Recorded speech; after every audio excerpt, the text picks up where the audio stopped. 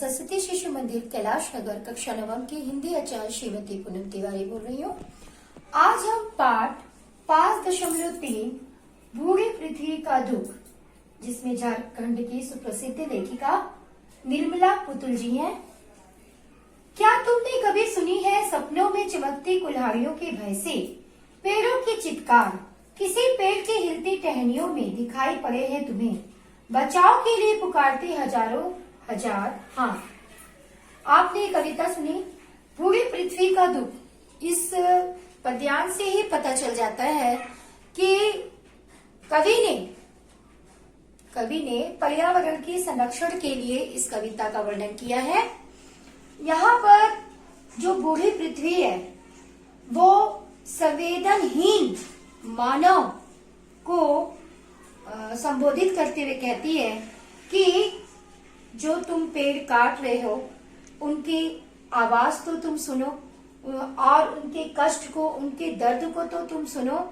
इस तरह से इस संवेदनहीन मानव को संबोधित करते हुए ये पेड़ कह रहे हैं, ये पृथ्वी जो मानव ने इस पर्यावरण को दूषित करके रखा है। तो यहाँ पर एक आवाज है कि इस पर्यावरण की रक्षा करो। तो किस तरह से कविता हम देखते हैं। क्या तुमने कभी सुनी है सपनों में चमकती कुल्हाड़ियों के भय से पेड़ों की चित्कार। यहाँ पर कवि कह रहे हैं कि क्या तुमने कभी सपने में सोते वक्त तुमने चमकती हुई कुल्हाड़ियों की भय से पेड़ों की चित्कार, मतलब सपने में जब कुल्हाड़ियों की आवाज पेड़ों पर मारते हुए तुमने सुना है। जब वो कुल्हाड़ी पेड़ पर पड़ती है तो उसमें से जो पेड़ों की आवाज निकलती, चित्कार मतलब आवाज, तो पेड़ों की जो आवाज निकलती है, क्या तुमने कभी सुना है? क्या तुमने कभी उनका भय देखा है? क्या तुमने कभी उनका डर देखा है कि जब तुम इस पेड़ों को काटते हो तो उनके शरीर के अंदर भी कुछ दर्द होता है। क्या तुमने उस अंदर की आवाज को तुमने क्या कभी सुना है? किसी पेड़ की हिलती टहनियों में दिखाई पड़े हैं तुम्हें, बचाव के लिए पुकारते हजारों हजार हाथ। यहाँ पर कवि कह रहे हैं कि जब पेड़ की टहनियां जो हिलती हैं, जब तुम काटते हो तो ऐसा नहीं लगता कि जो पेड़ की टहनियां जो हिलती है, तो ऐसा लगता है कवि को कि जैसे वो बचाव के लिए हाथ फैलाई हुई है, आवाज लगा रही है, चिल्ला रही है कि वो टहनियां फैलकर हिलते डुलते आवाज लगा रही हैं कि तुम हमें इसे काटने से बचाओ, तुम हमें इसे काटने से बचाओ।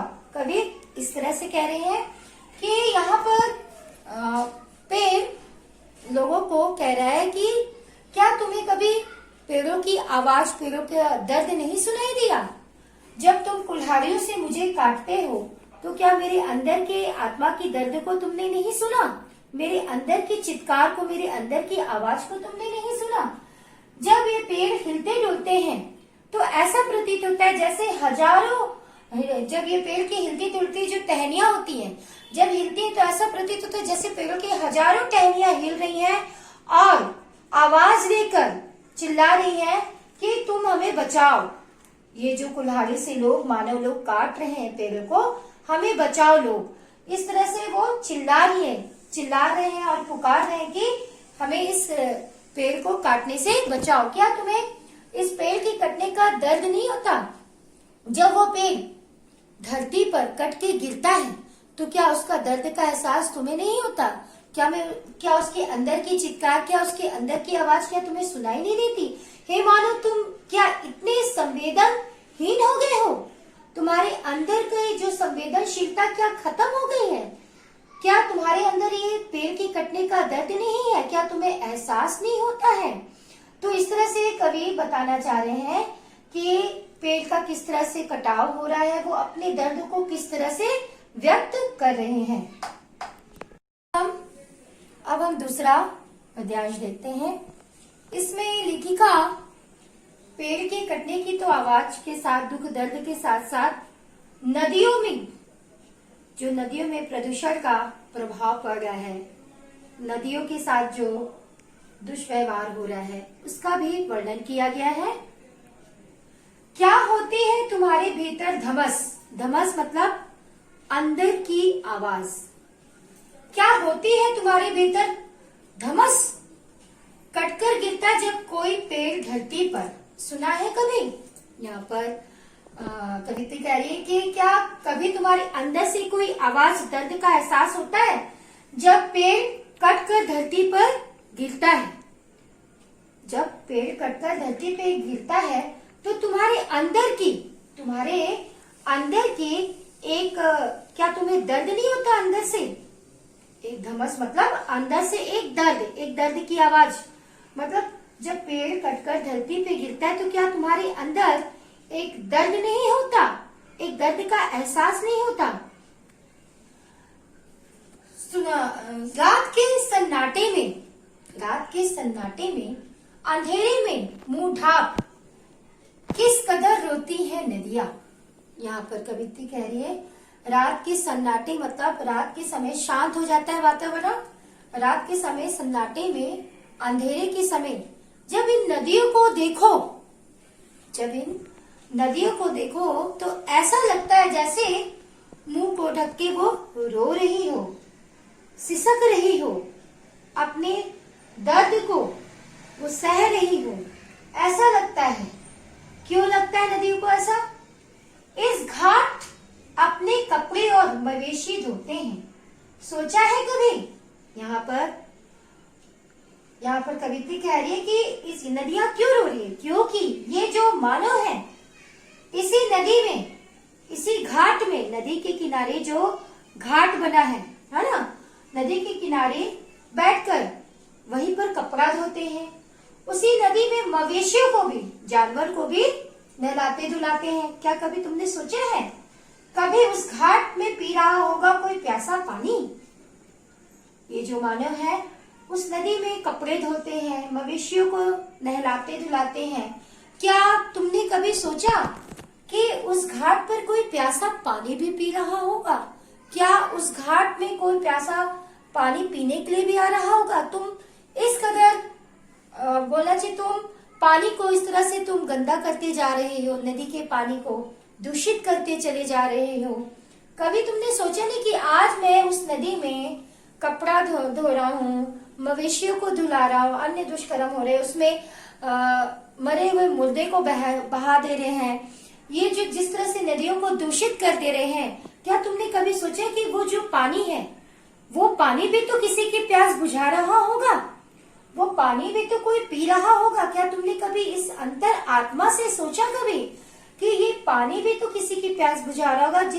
तुम जो उस नदी में कपड़े धो रहे हो, मवेशियों को नहला रहे हो, और जो मुर्दे हैं, मरे हुए मुर्दे को तुम बहा दे रहे हो।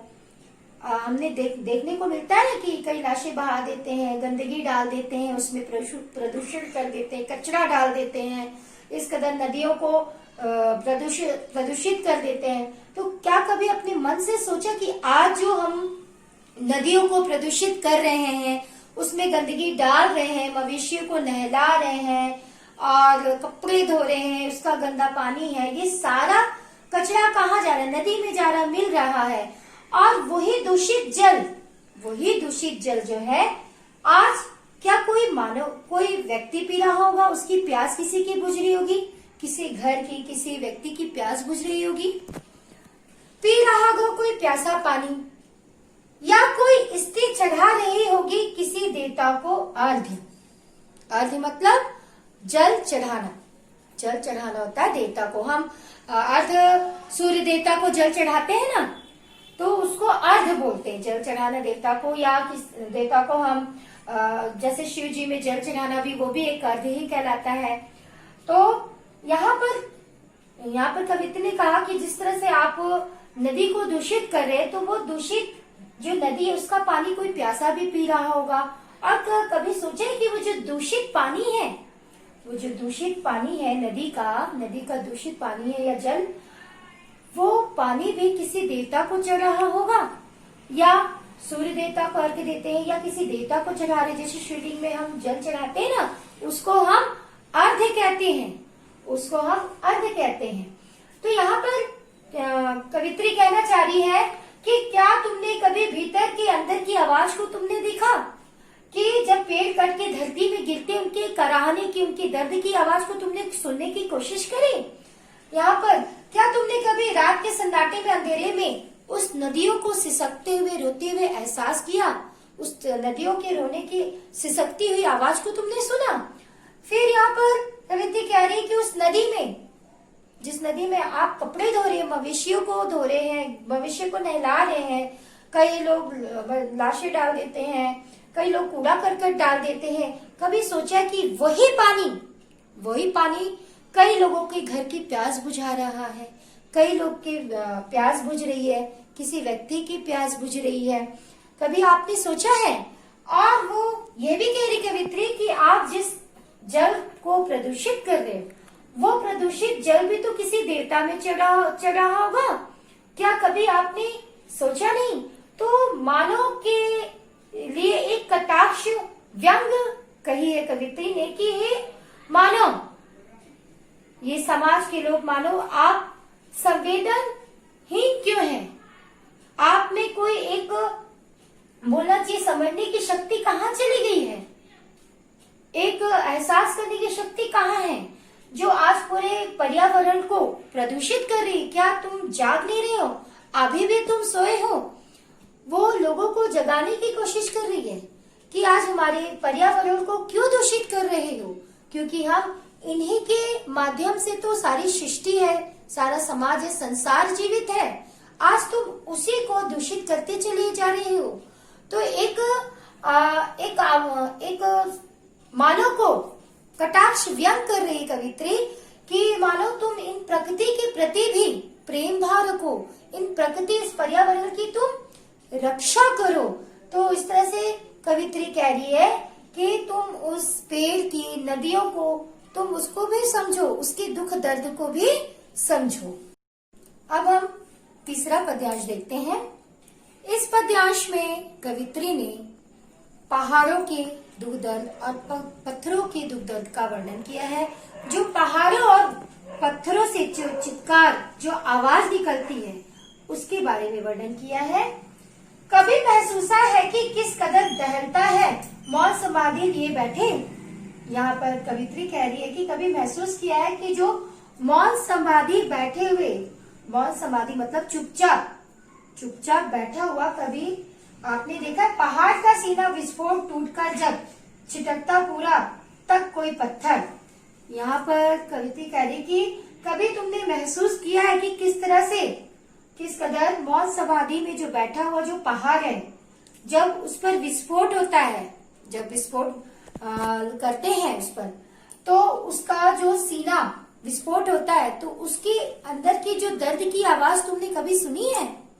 उसके अंदर के चित्कार, उसके अंदर की आवाज को क्या तुमने महसूस किया है? क्या तुमने इस दर्द को जाना है, समझा है, महसूस किया है? कभी महसूसा है कि किस कदर दहलता, मतलब सीना दहलना है ना, हिलना।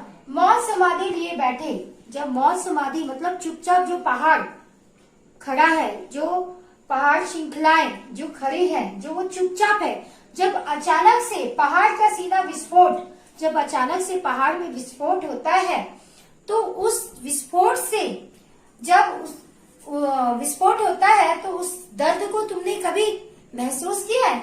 छिटकता दूर तक कोई पत्थर, जब विस्फोट होता है पहाड़ में, तो उस विस्फोट से दूर दूर तक वो पत्थर छिटकता है।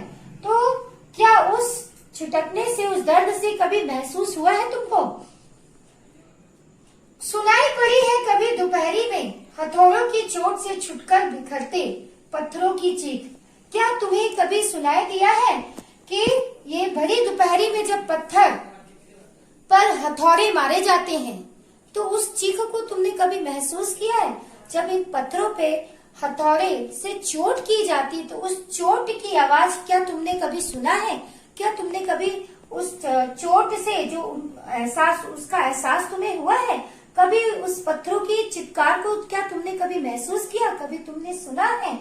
यहाँ पर कवित्री कह रही है कि यह लोगों को कि प्रकृति के संरक्षण करने की बजाय तुम पहाड़ों में विस्फोट कर रहे हो, कभी तुम पत्थरों पर हथौड़े से चोट कर रहे। इन पहाड़ों और पत्थरों पर जो तुम चोट कर रहे हो, क्या उसके दुख दर्द को तुमने समझा है? उसकी आवाज को तुमने समझा है? क्या कभी उनके जो दर्द हो रहा है, जो चित्कार है, क्या कभी एहसास करने, उसको समझने की कोशिश की है तुमने?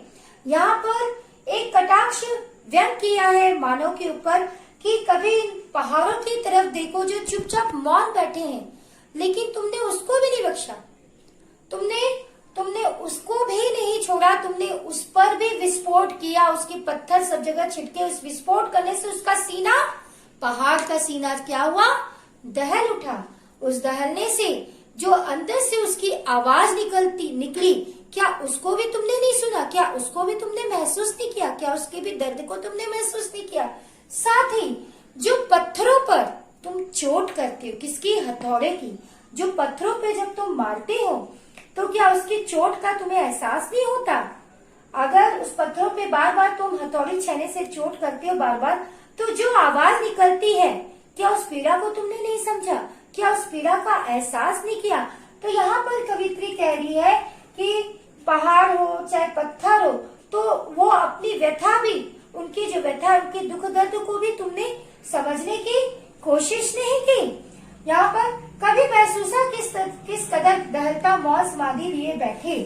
यहाँ पर कभी तुमने महसूस किया कि किस कदर पहाड़ जो मौन समाधि लिए बैठा हुआ है, जब विस्फोट होता है तो टूटकर जब बिखरता तो उस पत्थर के दर्द को, उसके अंदर की आवाज को तुमने कभी महसूस किया?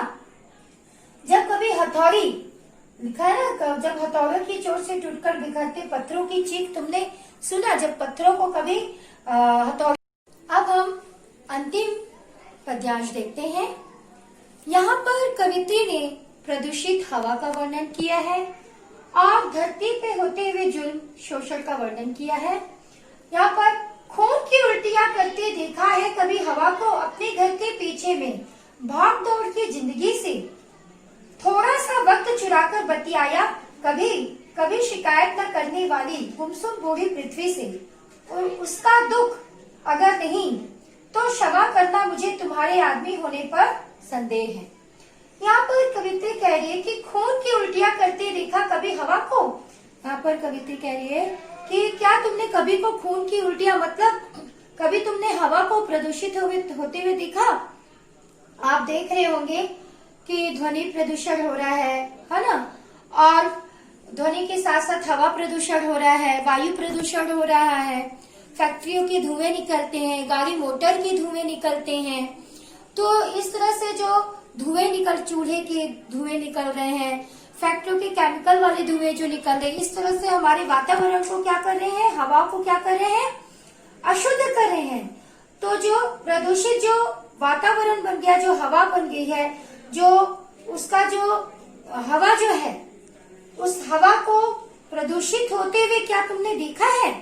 कवित्री कह रही है कि उस प्रदूषित हवा जो स्वच्छ होने के बजाय जो प्रदूषित होगी, क्या उसको तुमने उल्टी करते हुए देखा? मतलब उसको प्रदूषित होते हुए तुमने देखा, उसके अंदर के उस दुख को तुमने देखा कि वो वातावरण में किस तरह से उसको अशुद्ध किया जा रहा है, किस तरह से हवा को अशुद्ध किया जा रहा है, कभी गाड़ी मोटरों के धुओं के माध्यम से, तो कभी फैक्ट्रियों के धुएं के माध्यम से, तो कभी घर के चूल्हों के धुएं के माध्यम से उस हवा को, जो स्वच्छ हवा है, उसको प्रदूषित हो रहा है। इसकी वजह से क्या हो रहा है?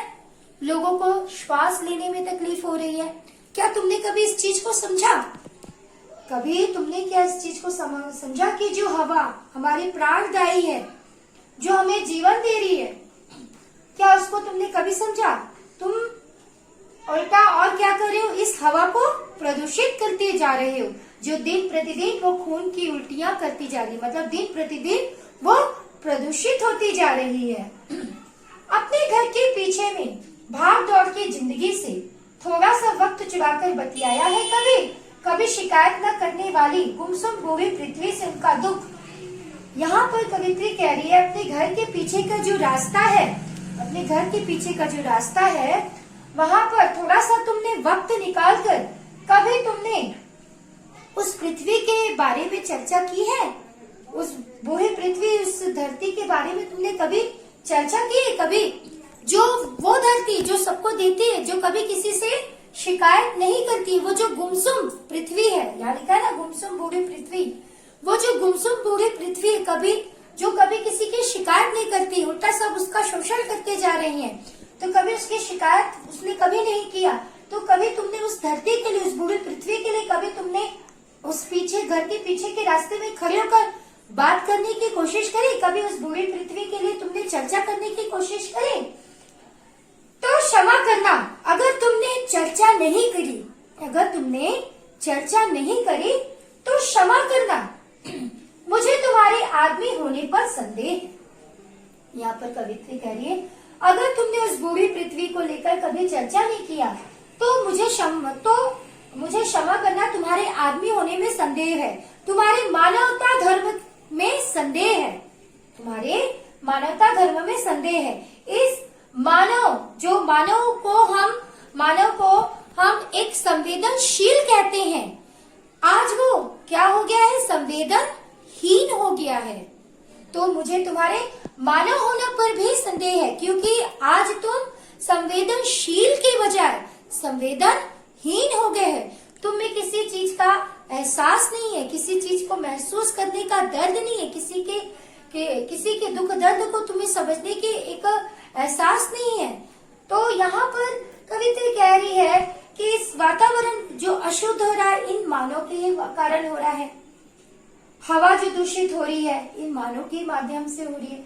जो पृथ्वी है चुपचाप सबका जुल्म सह रही है, सबके कष्ट को सह रही है। इसी धरती पे को आप प्रदूषित कर रहे हो, नदियों को प्रदूषित कर रहे हो, पहाड़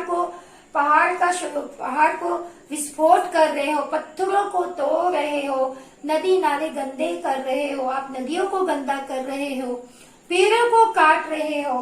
तो यहाँ पर कवित्री के जो इतना सारा तुम धरती माता पे शोषण करे, उस धरती को जगह जगह तुम गड्ढा खोद दे रहे हो, गड्ढा अपने काम के लिए, कोयला कोई निकाल रहा है, कोई कुछ रासायनिक काम कर रहा है, तो उस धरती माता का जो बूढ़ी पृथ्वी का जो आप शोषण करे, कभी जो चुपचाप रहती है, जो सबको देती है लेकिन कुछ बोलती नहीं है, उस चुपचाप बूढ़े पृथ्वी को कभी तुमने समझा? कभी उसके बारे में तुम आपस में मानव ने तुमने कभी चर्चा करी कि हमें इस बूढ़ी पृथ्वी के लिए कुछ सोचना चाहिए, उसकी रक्षा करना चाहिए, इस पर्यावरण की रक्षा करनी चाहिए?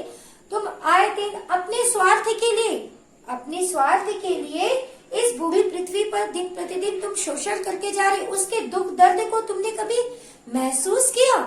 तो यहाँ पर कवित्री एक मानव को कटाक्ष व्यंग कर रही है कि अगर तुमने ये सारी चीज नहीं महसूस करी या नहीं समझा तो तुम्हारे आदमी होने में मुझे संदेह है। मतलब तुम्हारे आदमी होने में संदेह है, तुम्हारे मानवता धर्म में मुझे संदेह है कि तुम आज संवेदनशील ना होकर संवेदनहीन हो गए हो।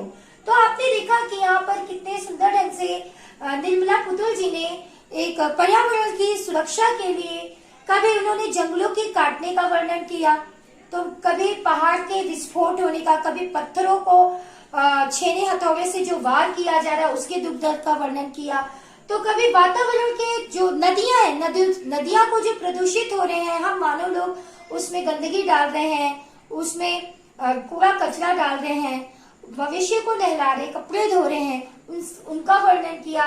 कभी हवाओं का जो हम मानव के माध्यम से ये हवा दूषित हो रही है, फैक्ट्रियों का धुआं वातावरण में मिल रहा है, फिर कचरे जो जला रहे हैं उसका धुआं है, चूल्हे की चिमनी का धुआं है, मोटर गाड़ियों का धुआं है, ये सारे जो धुएं हमारे हवाओं को प्रदूषित कर रहे हैं। ऐसा लगता है वो हवा इतनी मटमैली हो गई है, या मतलब आप कभी कभी कल्पना भी करिए, जब फैक्ट्री का जब धुआं निकलता आसमान में कभी कभी लाल हो जाता है, तो वो लाल तरह से दिखता है। तो ऐसे ही कवित्री अनुभव कर रही है, ऐसी कल्पना करती है, ऐसा लग रहा है जैसे ये हवा भी खून की उल्टी कर रही है या प्रदूषित हो रही है, उल्टियां कर रही है, एक तरह से खून की उल्टी कर रही है, कुछ लाल हो गया प्रदूषण की वजह से पूरा हवा।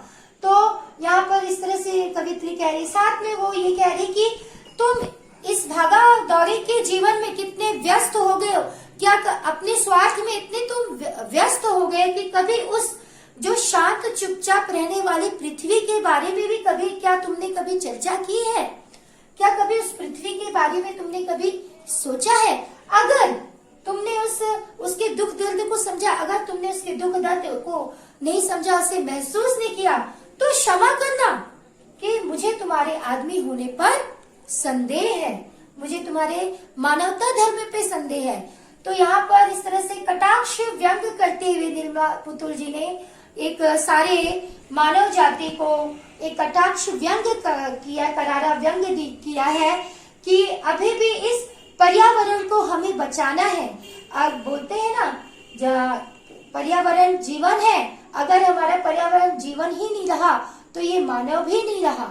तो पर्यावरण की सुरक्षा के लिए, संरक्षा के लिए, प्रकृति की रक्षा के लिए एक कटाक्ष व्यंग इस समाज से किया है कि व्यक्ति अपने समाज और स्वार्थ के लिए जो इस धरती माता के साथ शोषण कर रहा है, इसका शोषण ना करके इस प्रकृति को संभाले, इसकी रक्षा करे। जितना प्रकृति हमें देती है उसका 4 गुना हम प्रकृति को दें, जितना 4 गुना हम प्रकृति को दें। वो यहाँ पर कवित्री सबसे निवेदन करती हुई कह रही है कि हम अगर पेड़ काटे, उसके दुख दर्द को समझे और पेड़ लगाएं, नदियों को दूषित ना करें, उसमें मवेशियों को ना डालें, क्योंकि वो पानी भी तो पीने के काम आता है, किसी की प्यास बुझाता है।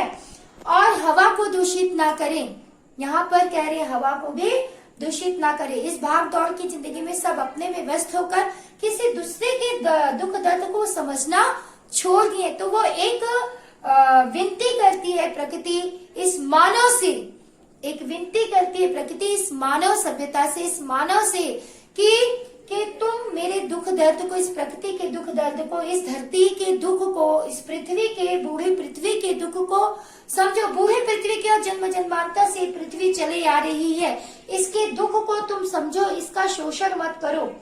जितना इस पृथ्वी तुम्हारे लिए करे तुम उसके लिए भी समर्पित हो, उसके भी दुख दर्द का तुम एहसास करो। तो बहुत सुंदर ढंग से निर्मला पुतुल जी ने बूढ़ी पृथ्वी का दुख का वर्णन किया। तो आज का पद्यांश समाप्त होता है।